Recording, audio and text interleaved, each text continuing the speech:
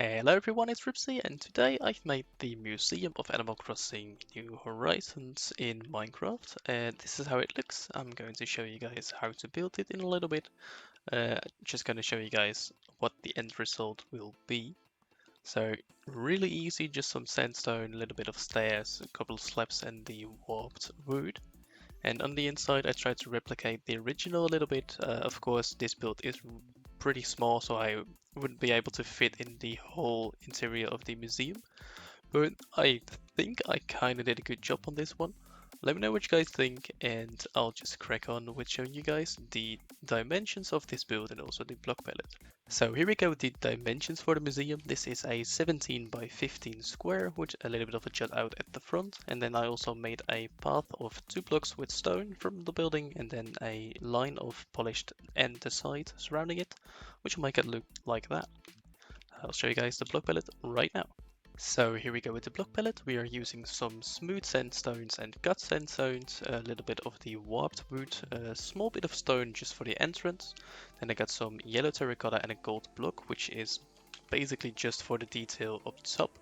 I did this at both sides, but this is very optional to use the blocks, or the blocks that I use in the middle are really optional. I did this because it kind of looked a little bit like the original, and I think it looked quite nice. Then the dark oak and spruce trapdoors, a little bit of glass panes, 2 chains, 2 saw lanterns, and I think I just used some grass blocks and flowers, but these are the main resources you'll need to build this museum. So let's just get on with it. Let's start on the left side by creating a 8 tall pillar with a mixture of cut sandstone and smooth sandstone. So just 1, 2, 3, 4, 5, 6, 7, 8. Then skip 4 blocks, and on the 5th one create a 7 tall pillar. So 1, 2, 3, 4, 5, 6, 7. Then skip 5 blocks, and then on this one do the same again. And then at the last corner, so again 4 blocks gap, just another 8 tall pillar. Just like that. Get your slabs and just put in a line going on top of these blocks, so that's on the bottom side of the 8th block on the side pillars. And just go all the way there, just mixing your cut sandstones and smooth sandstones in a randomized pattern. So it doesn't have to be like I'm doing right here, you can just place some blocks, for example. If yours is like this, that's all fine as well. Get your smooth sandstone stairs and place them to the sides, just 3 next to each other, and do this on that side as well. Then get some random blocks, as long as they are the sandstone ones, and place them on the sides of your middle pillars. Then place your stairs on top of them, facing the pillar itself. Get to the top part of the middle section and layer in just a line of some mixtured blocks, and then place in a line of upside down stairs right up against it. Then go to the underside of the blocks you just placed in and place some slabs right up against it. Next up, get your stones and your stone slabs and lay in a nice path just going up as simple as that. Get your sandstone blocks again and go to the inside of the entrance, and just behind the stones you just placed in, create a little bit of a port with randomized blocks. Just like I'm doing right here. To create a little bit of a doorway. Next then, get your slabs and make sure to start with these ones, and then just make your way up to the middle, doing something like this. And this is going to be a little bit tricky because, of course, when you place 2 slabs on top of each other, it becomes 1 full block. And to get rid of this, because you will need the top half of this, I just place 1 on top, delete this block, get 1 on the bottom, and then delete the top one to just be left with the slabs.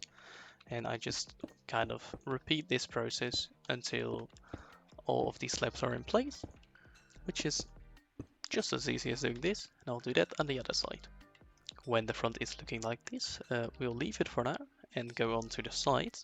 So for the sides, get your stairs and place in 3 of them, leave 1 gap, place 5 stairs, 1 gap again, 3 again, and your pillar, make it 8 tall to match that one over there, which is like that. And then just get your blocks and just randomize your pattern all the way back to the first pillar. Go in the gaps and create a little pillar up again, just reaching the I lost the word for it, reaching the bar you just placed in. Go to the tops of the little segments you just created, and for the side ones, just place in a little stair like that. Do it over here as well. And for the middle one, on the inside, we'll use one of the blocks, and then on the second one, we'll just use one of the slabs to make something like this. Do exactly the same on that side as well. Now that this side is done as well, looking exactly the same as over there, we'll move to the back and get our stairs, place in a line of 6, and do it from this side as well, leaving a gap of 3 blocks in the middle. For this gap, get your mixture of sandstone blocks again and build a 7 high pillar. Then get your slabs and place in a line of slabs just going on top of those blocks you just placed in. So once those blocks are in, you're actually almost done with the back. The only thing that's left is to just copy that A-frame over at this side as well. So let's do that. For the roof, we'll be using the warped slabs and we'll place them in right on top of these side walls, but one away from the front and the back as well, so that it just looks like this. And then just as simple as going up like that until you meet the middle, and then just go back.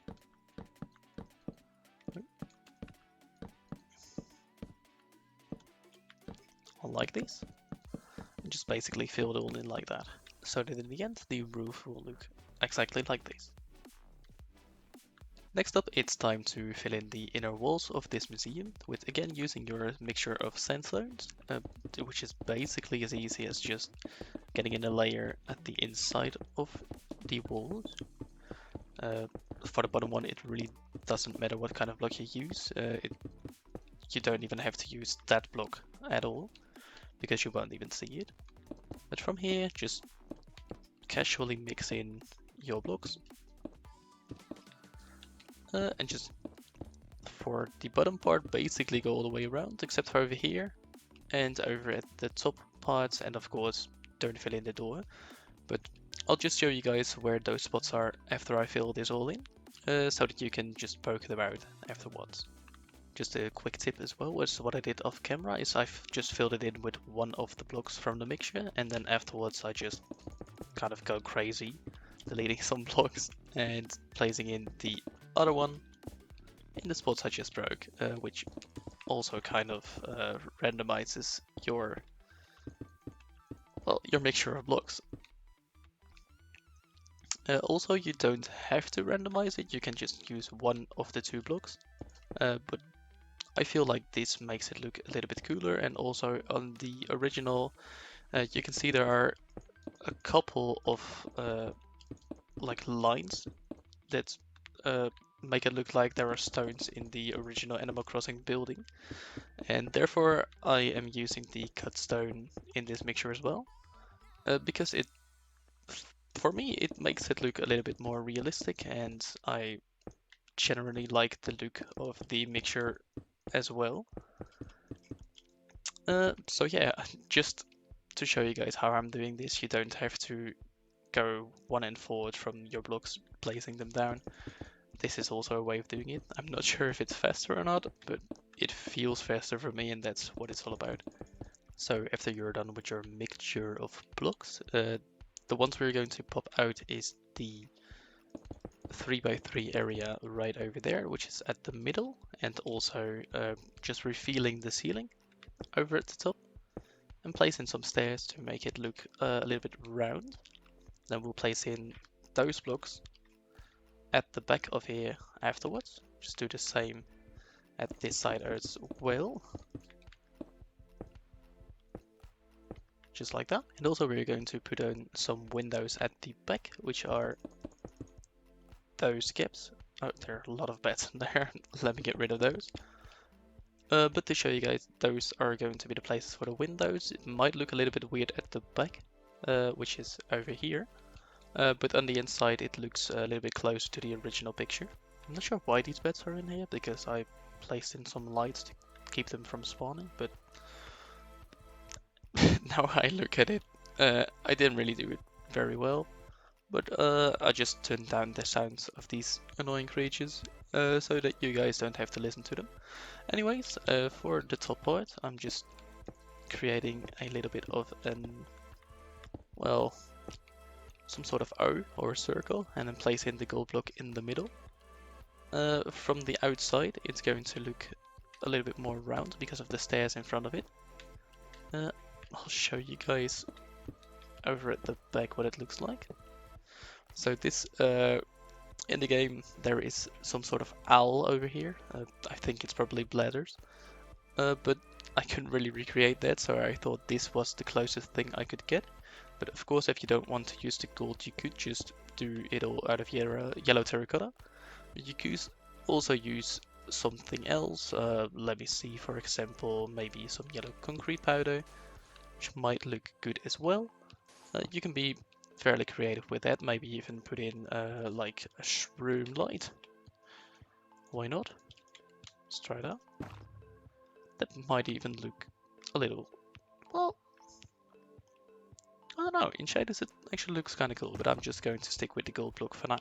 So place in your glass panes in these holes, then get your smooth sandstone stairs, put them over there, grass blocks on top with the spruce trapdoors surrounding that, and placing your flower of choice. I'm going with red tulips because I'm sure that they are in Animal Crossing New Horizons, but you could just use any flower on top of that, maybe even the berry bushes.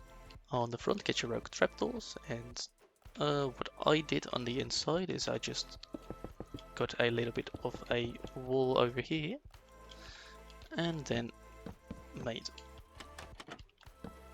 a 4 tall door with 2 white on both sides.